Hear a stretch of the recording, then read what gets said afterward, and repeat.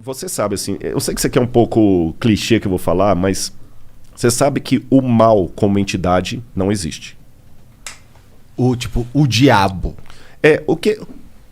Daqui a pouco eu posso até entrar no lance do diabo, mas vou falar do mal como o mal mesmo. Tá, um avatar do mal não existe. O Deus do mal. É o Deus do mal, não, eu acredito assim. Quando a gente vai na Bíblia, aí eu vou ter que dar um pouquinho para trás para entrar nisso aí. Existe um anjo que rebelou contra Deus. Ele é vulgarmente chamado de Lúcifer. Esse nome não está na Bíblia.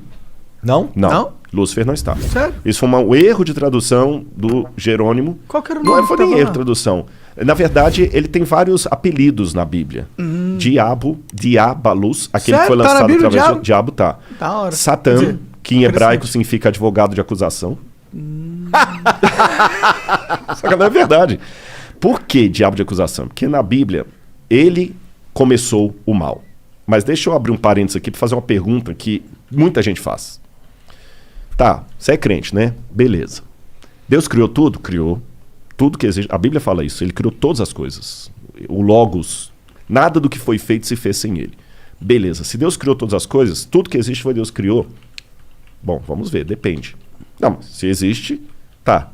O raciocínio. O mal existe? Existe. Então Deus criou o mal. Deus é o responsável pelo mal. Mas por isso que eu falei no início, o mal não existe. Em que sentido? O que eu vou falar é um pouco clichê, mas você sabe que no mundo da física, o frio não existe. É verdade. Existe a ausência de calor. Uhum. O Tanto que escuro existe não um existe. limite pro frio. Exatamente. Existe a ausência de luz. É. Então, o mal também, nesse sentido, é como o frio, é como a escuridão. Ele não existe por si mesmo. O que existe é a ausência de Deus que causa a sensação do mal. E Deus, ele é um cavalheiro. Eu sei que nem todos os teólogos concordam comigo. Tem uma teologia de Calvino, por exemplo, que acha que Deus escolheu. Se Deus escolheu você para ser salvo, ele para se ferrar, não tem o que fazer. Calvino pensava, grosso modo assim, sem querer ser panfletário, que Calvino era um brilhante teólogo, mas nem por isso eu vou concordar com tudo. Eu não penso como Calvino. Eu penso que Deus deu a liberdade. Você está entendendo? Mas mesmo assim, deixa eu raciocinar como se fosse um cara que não aceita a Bíblia. Pô, mas que sacanagem. Então tá bom, Deus deu alternativa. Mas ele fala assim, tá bom, ó, Igor, você vai me aceitar e eu vou te trazer pro céu. Se você não me aceitar, vai se lascar no inferno que eu vou te... Peraí.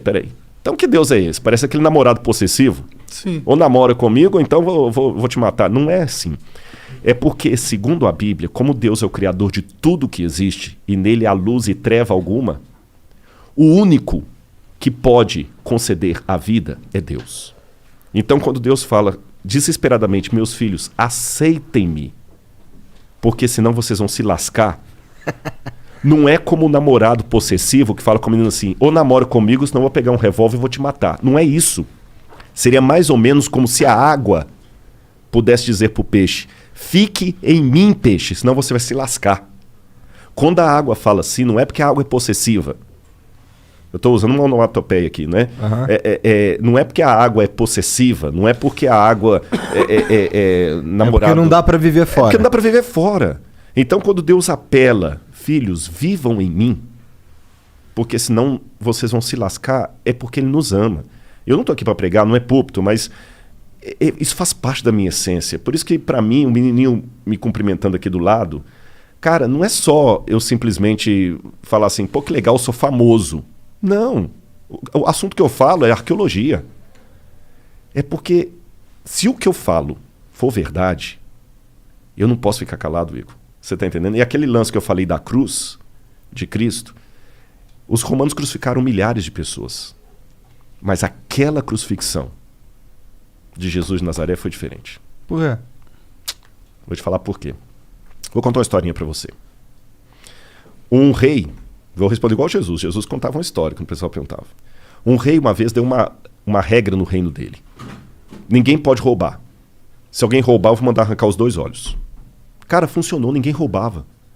Você podia dormir com a porta aberta, o cara das trancas nem vendia tranca. Delegacia só quando era uma briga, assim.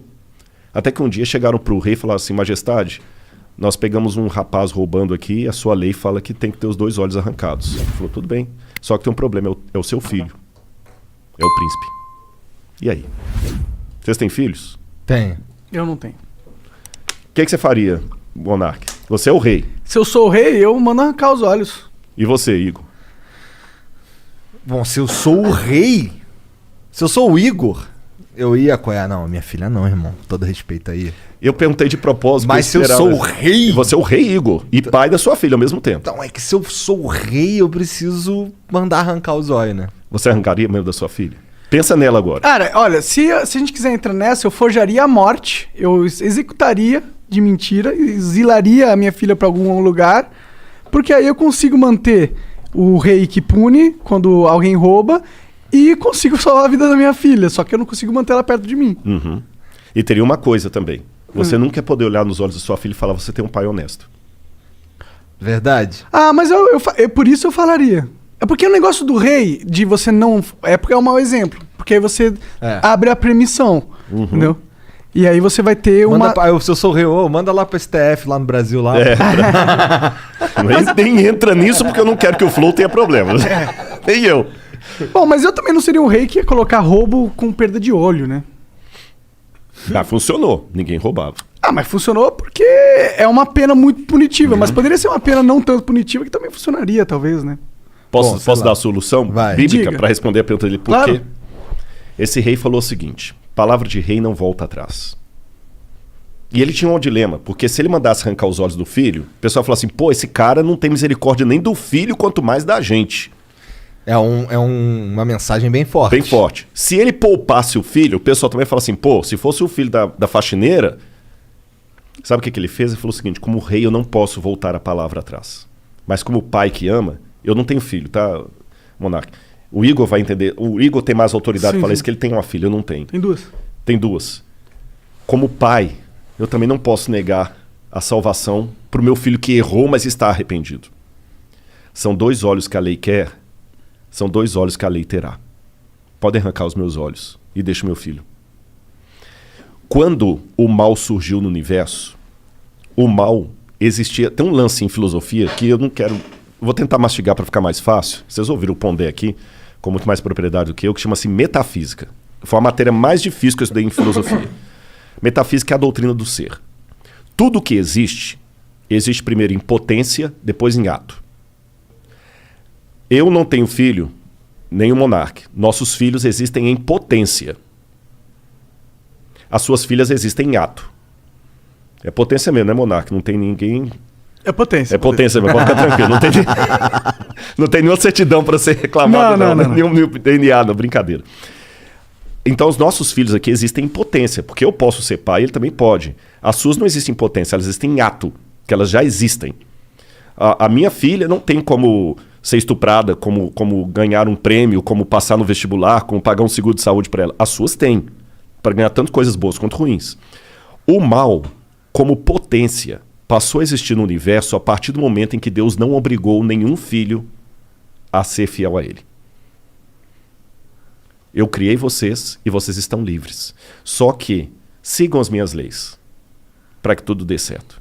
E aí, com a ruptura que houve no universo cósmica, a lei de Deus foi quebrada. E a punição era que o pecado passou agora de potência a ato. Ruptura cósmica? Ruptura cósmica. Que quer dizer porque o universo estava numa harmonia que foi quebrada. Você entendeu? Não era plano de Deus que criança e leucemia estivessem na mesma frase. Não era plano de Deus. Deus não queria isso. Deus não queria a pancada que você ganhou no seu carro hoje. Deus não queria isso. Mas aconteceu. Ele sabia que ia acontecer. Aí alguém fala, pô, sacanagem, se ele sabia, por que ele deixou? Aí que vem o Lúcifer, o vulgo Lúcifer, né? Que é Lutíferos, que é um nome que vem do latim, que não está na Bíblia, como eu falei. Mas vamos chamar de Lúcifer assim mesmo. Vem o Lúcifer, que faz toda a rebelião e tudo. E a sentença agora é a morte. Aí a segunda pessoa da divindade, que é Jesus, fala assim, tudo bem. São 2 olhos que a lei quer, a lei está exigindo a morte, eu vou morrer no lugar da humanidade. Então, na crença bíblica tradicional, o fato de Cristo morrer na cruz do Calvário, que não foi apenas um carinha que rebelou contra Roma, ele morreu a morte redentora. Por isso a gente chama de Cristo Redentor. Ele morreu no lugar do pecador. Ele que não era pecador morreu. Por isso que no Antigo Testamento sacrificava um cordeiro inocente para representar o Cristo. Ele morreu. E é graças à morte dele que hoje, se algum de vocês souber uma notícia ruim de morte, eu tenho algo de esperança para falar concreta, real. Só uma notinha antes da gente continuar aqui. Eu quero só botar agora... Tudo que eu falo, eu gosto de pensar também com a cabeça do nosso ouvinte aí, que de repente não tem a base religiosa. Que eu falei, esse cara tá falando tonteria, né? Se eu falasse aqui com vocês da teoria de Kardashev... Que é? Kardashev foi um físico russo, respeitadíssimo, que criou a hipótese que existem civilizações muito avançadas, muito mais avançadas do que a nossa, e cada uma dessas civilizações, ela usa melhor a energia do universo deles. Faz sentido. Né? É o que tá acontecendo com a gente, né? Exatamente. Devagarzinho. Só que ninguém viu essas civilizações. Uhum. Mas ele fala, existem, elas estão lá, e elas nos observam. Kardashev... Segundo a teoria do Kardashev. De que ano que ele viveu? O Kardashev é do início do século XX, 1920, 1930, tá. Moderno. Por aí, é moderno. Ele é contemporâneo da época de Einstein, aquele pessoal todo lá. Entendi. Então, quer dizer, o Kardashev, quando ele coloca isso, se eu falar da teoria de Kardashev numa faculdade de física, ninguém vai rir da minha cara. Só qual que é a prova empírica, matemática, científica que eu tenho disso aí? Zero. Mas se eu falar de Deus e de outros mundos, aí parece conto da carochinha. Por isso que eu fico muito... Pô, de fato, na boa, eu fiquei muito legal de vocês terem me chamado aqui, porque vocês não têm preconceito.